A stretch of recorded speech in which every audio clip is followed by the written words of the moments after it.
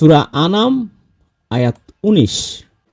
এখানে বলা হচ্ছে যে বলো সাক্ষ্য হিসেবে সবচেয়ে বড় বস্তু কি? বলো আল্লাহ সাক্ষী আমারও তোমাদের মধ্যে। তো আল্লাহকে সাক্ষী মেনে কি করছে? সবচেয়ে বড় এই সমগ্র বিশ্ব জাহানের মধ্যে এমন একজনকে সাক্ষী মানা হচ্ছে যার উপর কেউ নাই। নিশ্চয়ই খুব মহা গুরুত্বপূর্ণ একটা কথা বলা হবে। সেই কথাটা কি? এই কুরআন আমার কাছে ওহী করে পাঠানো হয়েছে। Not Bukhari, not Tirmidhi, not সুনানে দাউদ, কিচ্ছু না। এই কুরআন আমরা একটু আগে দেখলাম, এই কুরআনের আরেক নাম হচ্ছে ফুরকান। কেন পাঠানো হয়েছে?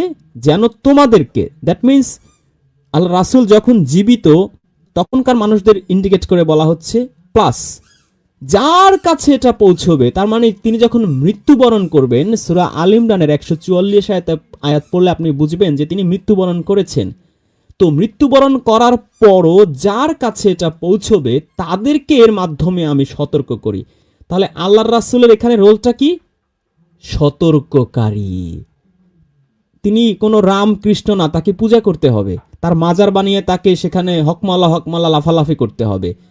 তাকে আল্লাহ পাঠিয়েছেন সতর্ককারী হিসেবে। তিনি সতর্ক করবেন, এই কোরআনকে আঁকড়ে ধরো, কোরআন অনুযায়ী চলো, জান্নাতে যাবা, না হলে ভয়ঙ্কর জাহান্নামে তোমাকে যেতে হবে।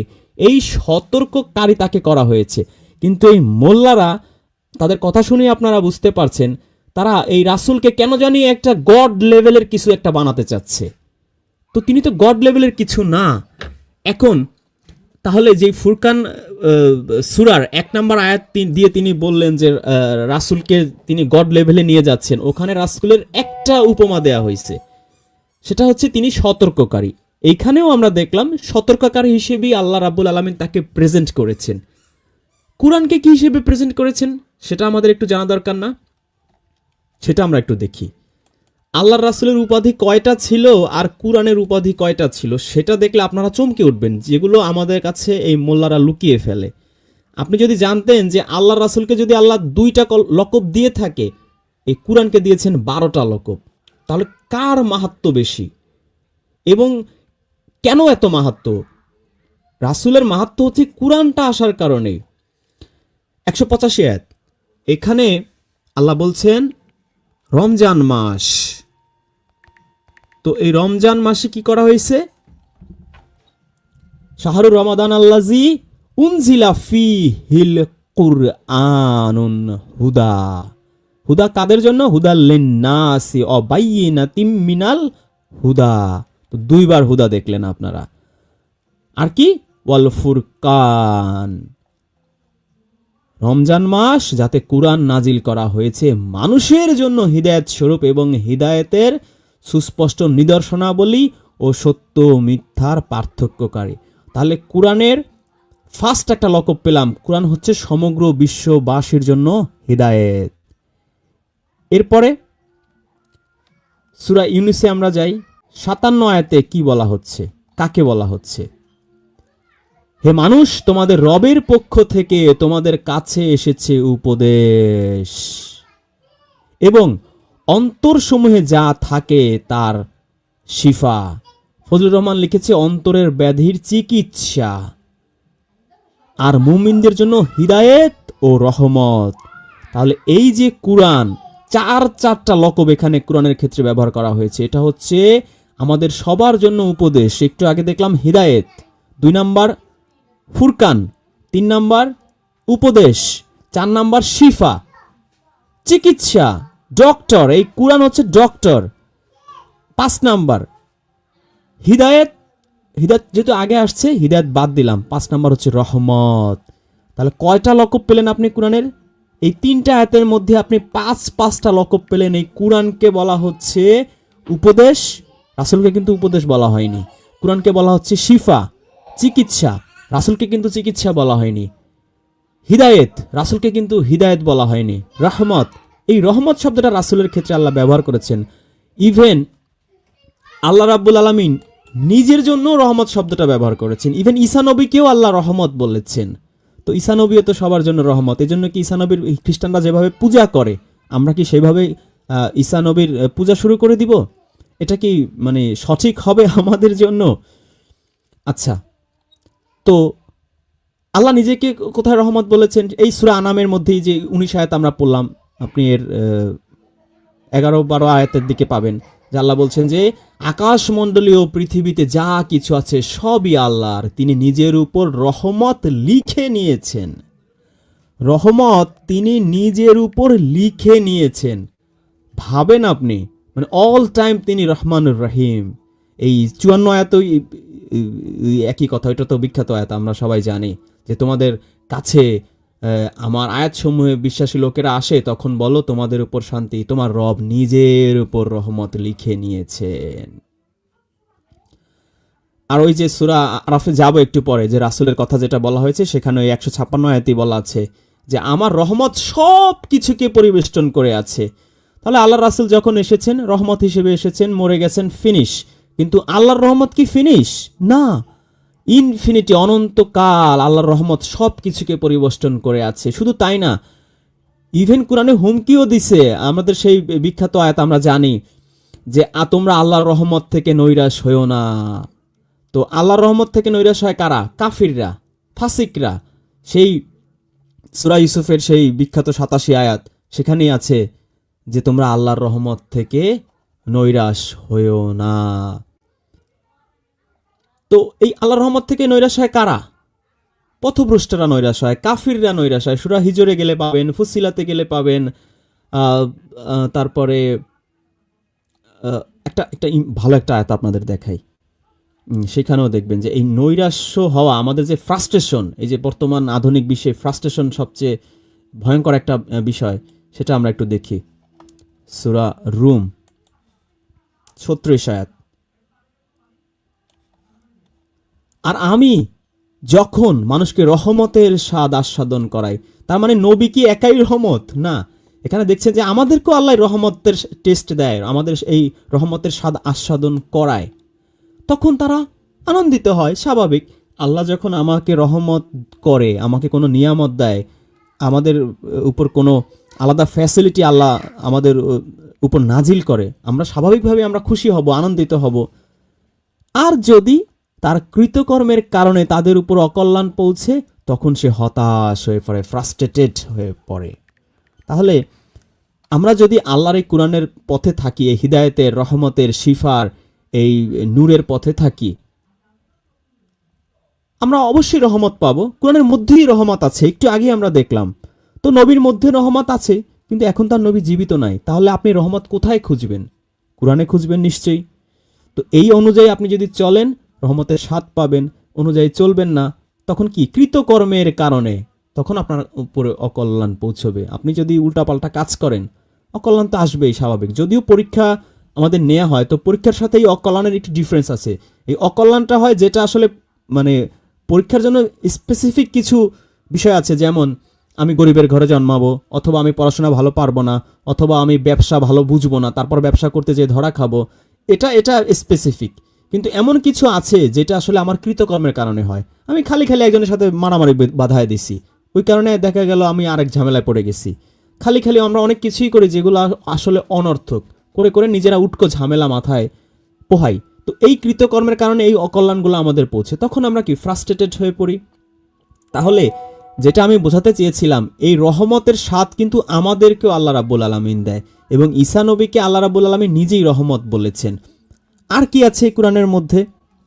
কোরআনের মধ্যে আছে হিকমত, যেটা আমরা প্রায় আলোচনা করি। সেই হিকমতের আয়াত সূরা বানী ইসরাইলের সেই 22 থেকে 39 আয়াত, যে যখন মোল্লারা বলে যে হিকমত মানে হচ্ছে হাদিস, তখন আমরা এই কোরআন থেকে আমরা হিকমত যখন দেখাই, আপনারা দেখেন এই যে 39 আয়াতে আল্লাহ বলছেন, 22 থেকে যতগুলো আমাদের হিকমত শিক্ষা দিয়েছেন, প্রজ্ঞা শিক্ষা দিয়েছেন, শেষে এসে আল্লাহ বলছেন এগুলোই সেই হিকমতভুক্ত যা তোমার রব তোমার নিকট ওহীরূপে পাঠিয়েছেন। তাহলে এগুলোই সেই হিকমতভুক্ত। কি কি? এই যে 38 আয়াতে বলছেন মন্দ কাজ, তারপরে জমিনে তোমরা গর্ব ভরে চলো না, তারপরে 36 আয়াতে বলছেন যা তোমার জানা নাই, যেই সম্পর্কে জ্ঞান নেই, সেগুলোর অনুসরণ করো না। আমরা অনেক কিছু অনুসরণ করি, জানি না। এখন এসে মোল্লারা বলে, দেখা গেল আমরা 40 খাওয়াতাম, হিল্লা বিয়ে ছিল, ছবি তোলা যাবে না। তো এরকম না জেনে এগুলো মোল্লারা বলতো হাদিসের কিতাব থেকে আমরা মানতাম, এখন এসে শুনতেছি এগুলো সবই আসলে হাদিসের মধ্যেও না, জাল জয়ীব বানোয়াট হাদিস, বিদাত। তো এগুলো করে আসছিলাম আমরা বছরের পর বছর ধরে। তো এটা আল্লাহ সেই 1400 বছর আগেই বলে দিয়েছে, তোমার জানা নাই সেগুলো তুমি অনুসরণ করো না। তো এটা এটা হচ্ছে একটা আমাদের আল্লাহ উইজডম শিক্ষা দিল, একটা হিকমত শিক্ষা দিল, প্রজ্ঞা শিক্ষা দিল। এই কাজটা যদি আমরা করতাম আরো বহু আগেই আমরা অনলি কোরআনের পথে আসতে পারতাম। আরেকটা কি, তোমরা মাপে কম দিও না। আরেকটা কি, ইয়াতিমদের সম্পদের ধারে কাছেও তোমরা যাবা না। আর ওয়াদা দিলে, আমানত প্রতিশ্রুতি দিলে সেটা পূর্ণ করবা। ওয়াদা সম্পর্কে অবশ্যই জিজ্ঞাসাবাদ করা হবে। তাহলে আমি সবসময় এই প্রজ্ঞাটা মাথায় রাখবো যে আমি যখনই কাউকে ওয়াদা দেই এটা আমি কখনো বরখেলাপ করব না, কারণ হাসরের মাঠেও আমাকে ধরা হবে। আর এটা যদি আমি রক্ষা করি আমার মধ্যে উইজডম চলে আসলো। আর কি, মানুষ হত্যা করা যাবে না। তারপর কি, ব্যভিচারের কাছেও যাওয়া যাবে না। উইজডম, যে জ্ঞানী সে কখনোই ব্যভিচারের কাছে যাবে না, অশ্লীল কাজ, মন্দ কাজ। তো আপনি জ্ঞানী, প্রজ্ঞাবান কিনা, এই সমস্ত আয়াত আপনি পালন করেন কিনা তার উপর না বলা যাবে। যদি এই আয়াতগুলো আপনি আমল করেন তাহলে বোঝা যাবে আপনি আসলেই প্রজ্ঞাবান ব্যক্তি, আপনি জ্ঞানী ব্যক্তি, আপনি হিকমতময় একটা ব্যক্তি। আর এগুলো পালন না করে দাড়ি, টুপি, জুব্বা, লাউ, খেজুরের মধ্যে পড়ে আছেন, তো আপনি কি আল্লাহর দৃষ্টিতে তো আপনি প্রজ্ঞাবান নন, আপনি হিকমতপূর্ণ নন। এরপরে বলছে দারিদ্রতার কারণে, অভাব অনটনের কারণে তোমরা সন্তানদের হত্যা করো না। তারপরে বলেছেন যে তোমরা এত বেশিও মানে দান করো না যে একেবারে ঘরের চাল ডাল প্রয়োজনের জিনিস সেগুলোও বিক্রি করে গরিব মানুষকে দেওয়া শুরু করে দিচ্ছেন, অথচ এটা আপনার প্রয়োজন। আল্লাহ বলছে যে প্রয়োজনের অতিরিক্ত তোমরা ব্যয় করো না। সূরা বাকারার 219 আয়াতে অতিরিক্ত যেটা সেটা তুমি দান করো, প্রয়োজন যেটা সেটা আগে মিটাও তুমি। তো আমি প্রয়োজন যেটা সেটাও মানুষকে দান করে দেওয়া শুরু করে দিয়েছি, সে এখন 2 দিন পরে ঘরে চালই নাই, ডালই নাই। তো এইরকম যেন না হয়, এরকম হলে তুমি নিন্দিত ও নিঃস্ব হয়ে বসে পড়বে। তাহলে এটা একটা প্রজ্ঞা আল্লাহ শিক্ষা দিল। তারপরে কি বলেছে, যে যদি কখনো আমি এমন একটা অবস্থা যে আমি আর্থিক অবস্থা অসচ্ছল, তারপরে ওই যে ঘরের চাল ডাল তাকে দেয়া যাবে না, তার সাথে আমি নম্রভাবে কথা বলবো যে ভাই তুমি তো এসেছো, তুমি আত্মীয় স্বজন আমার গরিব বা প্রতিবেশী বা এতিম, আমার নিজের অবস্থাই খুব খারাপ, সুন্দর মিষ্টিভাবে তার সাথে কথা বলবেন। দ্যাট মিনস আপনি প্রজ্ঞাবান। এই আয়াত যদি আপনি অনুসরণ করেন, কখনো অপচয় করা যাবে না। আমরা তো কতই অপচয় করি। আত্মীয় স্বজনকে তার প্রাপ্য হক দিয়ে দিতে হবে, মিসকিন মুসাফিরকেও দিয়ে দিতে হবে। তারপরে এই পিতামাতার সাথে নম্র ব্যবহার। তো এই যে 22 আয়াত থেকে 39 আয়াত পর্যন্ত আল্লাহ রাব্বুল আলামিন আমাদের হিকমত শিক্ষা দিয়েছেন। তো হিকমত, কুরআনকেও আল্লাহ বলেছেন ইয়াসিন আল কুরআনিল হাকিম। তারপরে সূরা লুকমানের মধ্যে গেলেও আপনি পাবেন। তাহলে এই হিকমত থাকে কোথায়? কুরআনে। তার মানে কুরআনে আমরা এই 6টা জিনিস পেলাম: হিদায়েত, রহমত, শিফা বা চিকিৎসা, হিকমত, ফুরকান, রহমত। আর কি আছে কুরআনের মধ্যে? আমরা একটু দেখি। 5 নম্বর সূরার 15 নম্বর আয়াত, হে কিতাবীগণ, তোমাদের নিকট আমার রাসূল এসেছে, কিতাব থেকে যা তোমরা গোপন করতে তার অনেক কিছু তোমাদের নিকটে এসে প্রকাশ করছে এবং অনেক কিছু ছেড়ে দিয়েছে। অবশ্যই তোমাদের নিকট আল্লাহর পক্ষ থেকে নূর ও সুস্পষ্ট কিতাবুম মুবিন কিতাব এসেছে। তাহলে এই যে আলোর আরবি হচ্ছে নূর, তাহলে এই যে কিতাব এসেছে, যে কিতাব থেকে তোমরা যা গোপন করতে সেগুলো প্রকাশ করে দিচ্ছে, এই কিতাবের মধ্যে আছে নূর বা আলো। তার মানে এই যে নূর খুঁজে বেড়ায়, নূরের তাজাল্লি খুঁজে বেড়ায় পীরের পায়ের উপরে, মাজারের মধ্যে, তো এই নূর এই কিতাবের মধ্যেই থাকে নূর। আর কি থাকে আমি খুব সংক্ষেপে বলছি, এটা আমাদের সেই স্কলারদের সেই 50টা প্রশ্নের মধ্যেও আমরা আজকে পোস্টারিংও করতেছি এটা নিয়ে, যে জিকির থাকে এর মধ্যে। 15 নম্বর সূরা হিজরের 9 নম্বর আয়াতে গেলে আপনারা পাবেন মিজান থাকে, মাপকাঠি থাকে, দাড়ি পাল্লা থাকে, উপদেশ বা নসিহত, যেটা আমরা একটু আগে দেখলাম এই যে সূরা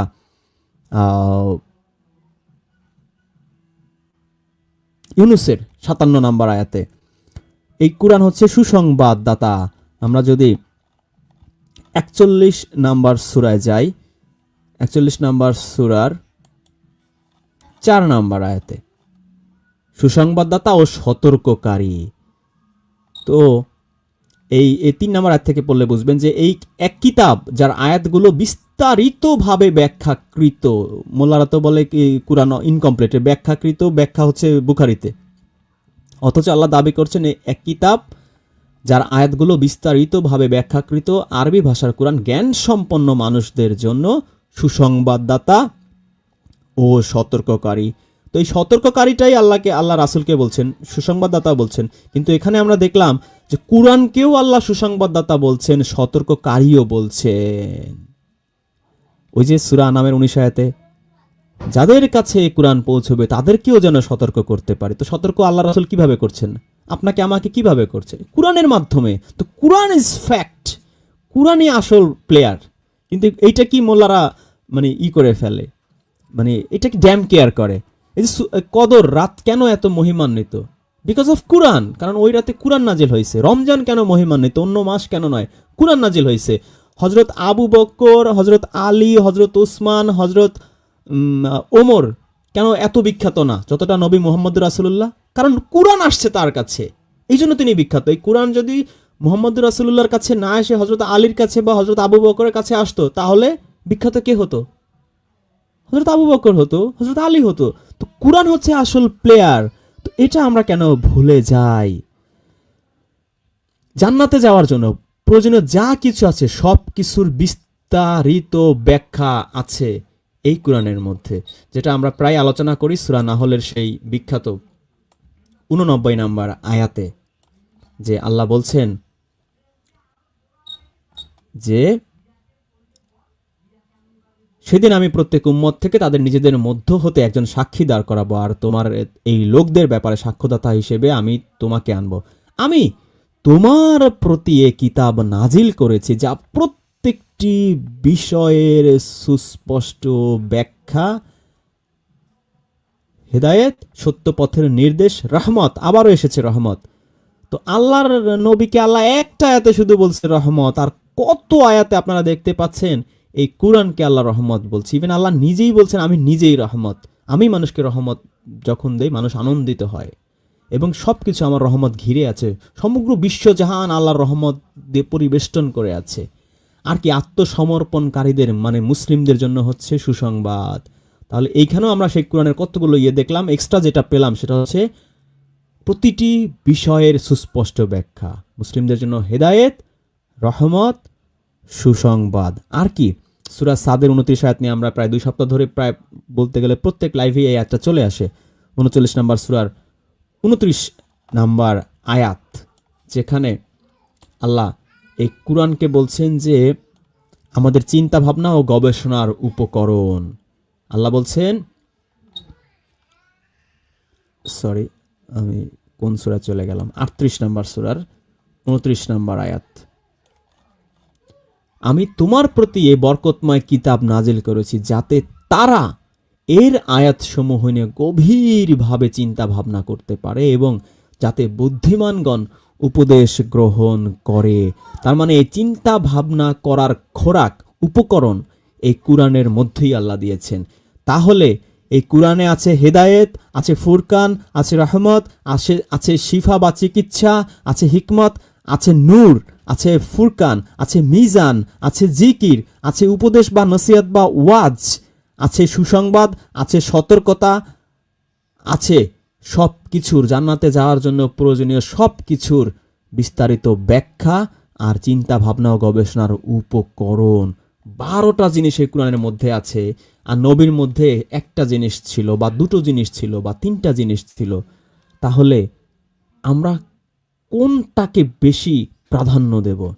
আমরা কি নবী পূজা করব, রাসূল পূজা করব, না তিনি যেই হেদায়েত নিয়ে এসেছেন, যেই নূর নিয়ে এসেছেন, যেই রহমত নিয়ে এসেছেন, আমাদের সতর্ক বার্তা নিয়ে এসেছেন, আল্লাহর রজ্জু নিয়ে এসেছেন, জান্নাতে যাওয়ার পাথেও নিয়ে এসেছেন, সমগ্র বিশ্ববাসীর জন্য হেদায়েত নিয়ে এসেছেন, সেই কিতাবকে আমরা আঁকড়ে ধরব? কোনটা করব আমরা? আপনার বিবেকের কাছে আমাদের প্রশ্ন রয়ে গেল।